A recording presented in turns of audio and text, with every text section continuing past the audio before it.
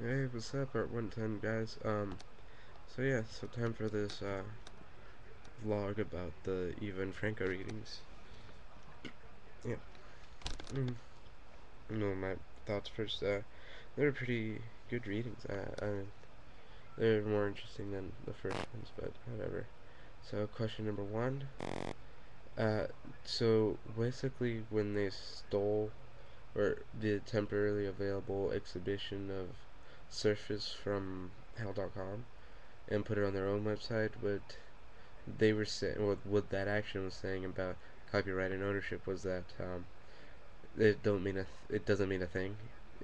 Like once the copies are kind of more important than the original because the original is the original and that's what holds the copyright and the copies don't hold the copyright and that's basically what it's saying. Ownership, like once you make a copy of it, it's the person who's copied it owns it, not the person who originally made it own it. That's what they were saying with this action, and the difference between hacktivism and what they did, what even Franco did with the Hell.com exhibition, was that activism is hacktivism is taking something down from a website and acting out against it. Like if you downloaded something off Yahoo and acted out against Yahoo, and what even Franco did was basically have what display something that was available only to a select few to everybody out there.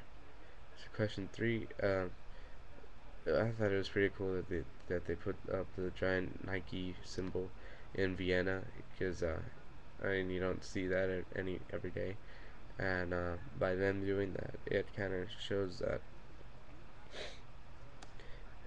how some companies can get offended when you do an ad for them that they don't want, which I think is kind of weird that they do that. But still, I thought it was kind of cool that they put up the giant Nike symbol in Vienna, and I didn't find it less offensive when it said it was art and acting out against the company that it represented. I still thought that I mean anything like that or architecture like that or ads anywhere that's art but in a certain form to communicate and manipulate people's emotions and yeah, I mean when I found out it was acting out against the company it's like alright, cool. Just act out against big business trying to get everybody involved and second life avatar how a second life avatar is a portrait. Well, basically, a portrait would be like someone painting a picture, someone taking a picture of another person from like the torso up, or a full body photo or painting. And Second Life Avatar is basically like that, but in a virtual sense, where a person can make their avatar look exactly like them in the virtual world, and that would be a portrait of them. And it's different how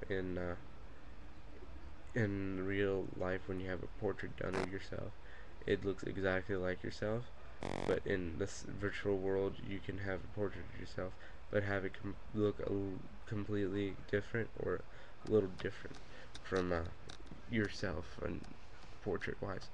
And the concerns raised by the the artist is synthetic performances. It would be like how often a single piece of performance art could be done. Like with in the virtual world, something can be done over and over again and continuous cycles and cycles and cycles and does it again. But in the real world, say some things can only happen once. Like the example of the artist who we saw earlier this year or this semester with that laid out a whole bunch of things out in the middle of the table and had people do whatever with those objects. Like they have a gun, say someone decided to shoot her, that's it, it's over. You can't do that performance again. In the virtual world, what would happen? That same thing would get shot. They'd be de-rendered and then re-resed, um, and as them again themselves, that same avatar, and tried again. And how these performances function differently when the participant is aware of the historical precedent compared to the avatars who don't know that it's supposed to be art is that those artists themselves, those performers, the people who are participating in them, don't like they don't know much of what the art was supposed to go on because the avatars, they're just avatars. They're just there to be there, but those people participating don't know that it has been done before in the real world. So it's being done in the virtual world without them knowing that it's being has been done in the real world. So um, that just it functions differently. It just adds a different shock value to it, which is not something you see a lot in the virtual world. And the Mates' art is about getting a sincere response from the public, like getting what getting down to what real people are, and they're all about like acting out against corporations and the decommercialization of net art. That's basically what unites unites all their projects together, like them wanting the decommercialization of the net art, which is their main medium of art expression. Uh, well, the meaning of flogging a dead horse is first it's a song by the Sex Pistols, which is greatly admired by Franco Mates or the Mateses.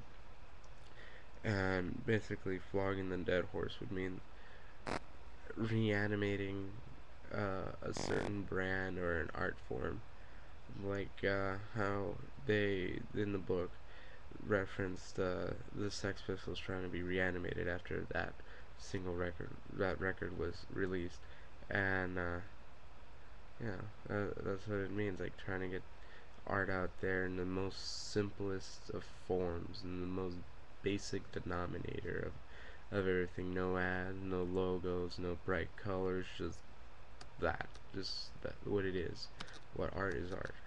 That's what Flying in the Dead Horse would be. Well, yeah, so this is Brian. I'm signing off now, so see you guys later.